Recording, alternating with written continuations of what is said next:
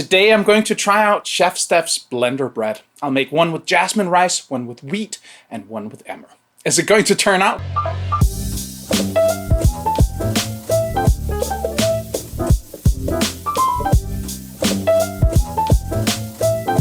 Hi, I'm Sune, and I'm a food geek.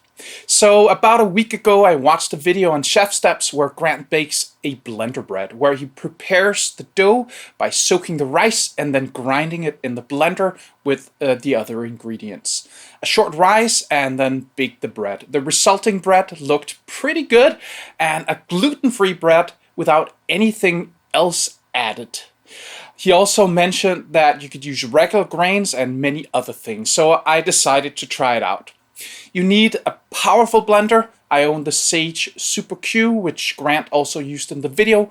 It's called Breville in other places, but it's the same one. It has a whopping 2.5 horsepower, a quarter of my Honda Monkey. Amazing. If you're new to this channel, I bake a lot of sourdough bread and I make delicious food from all over the world. If you want to see more of this content, please join me by subscribing and ringing the bell so you won't miss any future videos. I will be making blender bread with white jasmine rice, whole wheat grains, and whole emmer grains. 350 grams of grains are soaked and then extra water is added depending on what grain is used. About 23% oil and 7% sugar. The hydration varies a bit, 100% for the rice, 128% for the whole wheat, and 125% for the emmer. The doughs were more like batters. The salt content is slightly on the high side at 2.3%, 4% yeast, which will promote a rapid rise, and that's only accentuated because the blended dough is warm. If you'd like to support the channel, please consider becoming a member at Patreon. You can also buy some merch or use the links in the description for tools and ingredients. Those were the words. This is me trying out ChefSteps blender bread. So the day before baking, I soak 350 grams of each grain in 1 liter of water. They soaked about 9 hours before using them.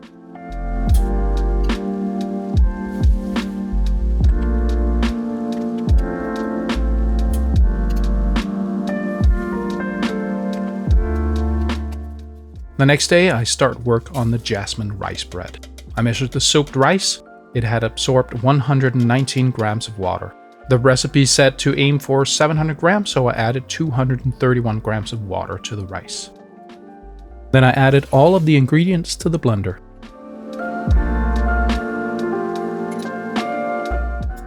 And then I blended for 1 minute.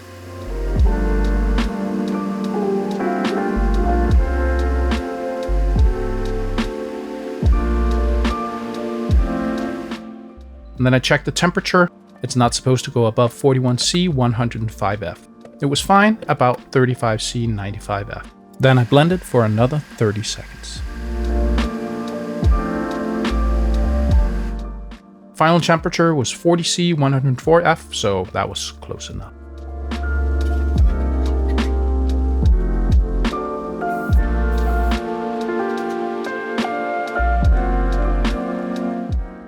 Then I poured the batter into tiny bread pans.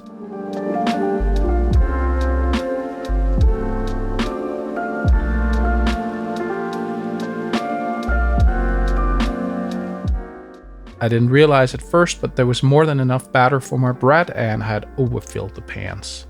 So I removed some batter so the dough could rise. It didn't dawn on me to put the rest of the batter into more pans. I think there was enough for at least 3, but probably 4 pans. Well, you live and learn. Then I spritzed them with water and let them rise. It took about 30 minutes for the dough to be ready. So I boiled some water and then I put them in the oven.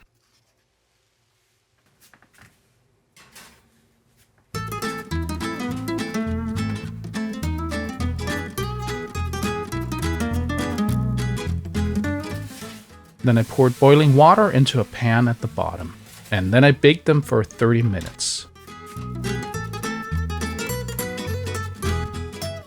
I checked the internal temperature of the loaves and they were done. So I took them out of the oven and let them cool on a wire rack.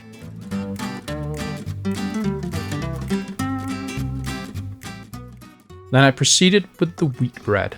The grain had soaked 210 grams of water, and since I was aiming for 700 grams, I added 140 grams. it would be way too little. So I added 90 grams of water in stages. It wasn't really the best thing for my blender, as you can hear, but it got through it.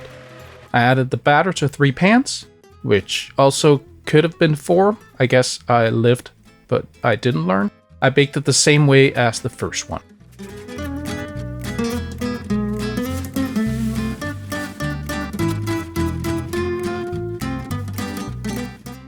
And it came out gorgeous. Then the last bread. I measured the soaked grains. They had soaked 199 grams of water. Having at least learned from this mistake, I added 230 grams of water to the grains.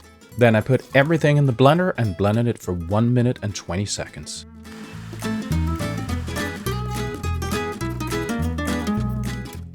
I poured the dough into 4 pans, as I had finally learned my lesson.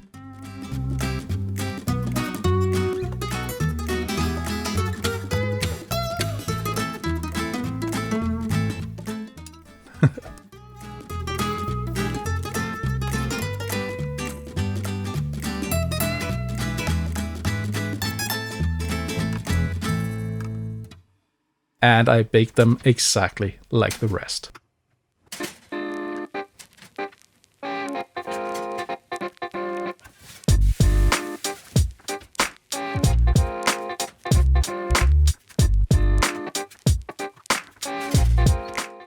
These came out wonderfully as well. All right, let me have a sniff and a taste of these loaves. Good smell. There's a distinct sweet note and a scent of jasmine rice. It certainly won't offend anybody.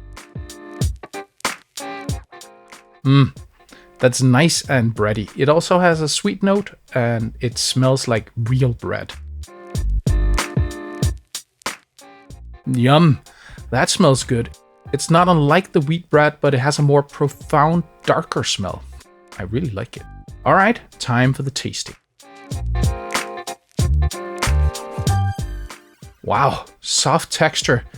It's like fantastic sandwich bread. I love the taste of the jasmine rice, sweet, nutty, floury, and some buttery notes.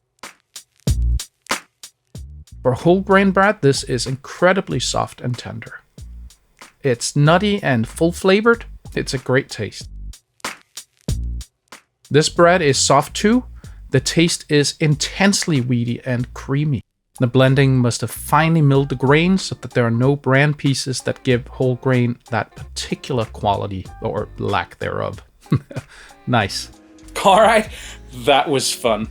All 3 loaves were delicious. The rice was soft and pillowy like a pound of meat, but the whole grain loaves were a bit more sturdy but still soft and very tasty. The wheat bread was not bitter, which can often be a problem with whole grain wheat. The Emmer was, for me, the best tasting bread, but my girlfriend thought that it was the wheat one. I wonder how this would work with larger loaves, because those tiny loaves are just a little bit like a snack instead of an actual piece of bread. But all right, I thought it was a fun thing to try.